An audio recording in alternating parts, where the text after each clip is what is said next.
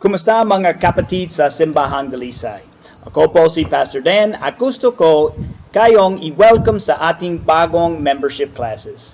Praise God na kayo ay nasa ganitong hakbang ng inyong pananampalataya nang nanais na magkaisa sa iglesia bilang mga covenant member.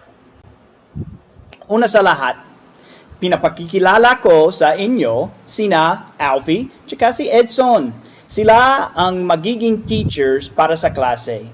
Pareho silang well-trained at may pagmamahal sa salita ng Diyos at sa iglesia. Sasamahan din sila ni Melvin na tutulong sa facilitation. Magtiwala kayo, mga lingkod ito ng Panginoon na may malasakit sa inyong paglago. Ngayon, bigyan ko kayo ng mabilis na overview na 4 na klase na dadaanan ninyo. Class 1, Pursuing Purpose. Sa unang klase, pag-uusapan natin, ano ba talaga ang isang iglesia?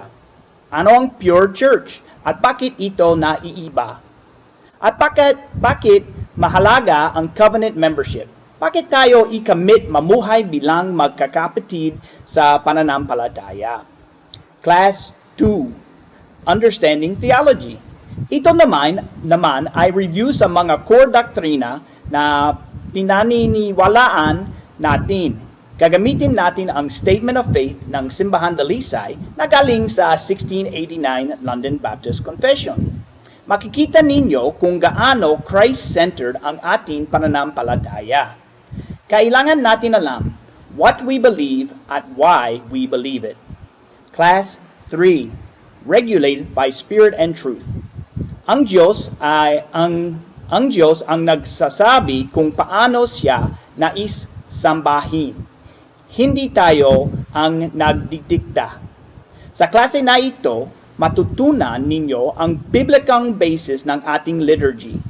Ang ayos ng ating pagsamba na responde sa katotohanan ng Diyos sa tulong ng banal na Espiritu. Ito ay ang kwentuhan ng worship natin. At Class 4, Evangelism, Hermeneutics, and Discipline. Ang araling ito ay isang oportunidad upang pag-usapan ang tungkol sa misyon ng simbahan na gumawa ng mga alagad sa mga miyembro nito at sa mga bansa.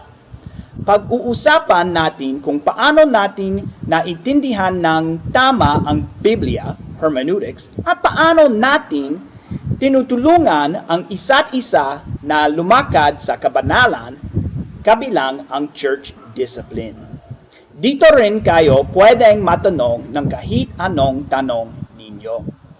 Excited kaming makita ang ginawa ng Panginoon sa inyong mga buhay. Huwag kayong magtakot, magtanong, magbahagi at makisali. Ito ay simulan ng mas malalim na relasyon sa pamilya ng Diyos. Maraming salamat po at God bless sa inyong klase. Sige po.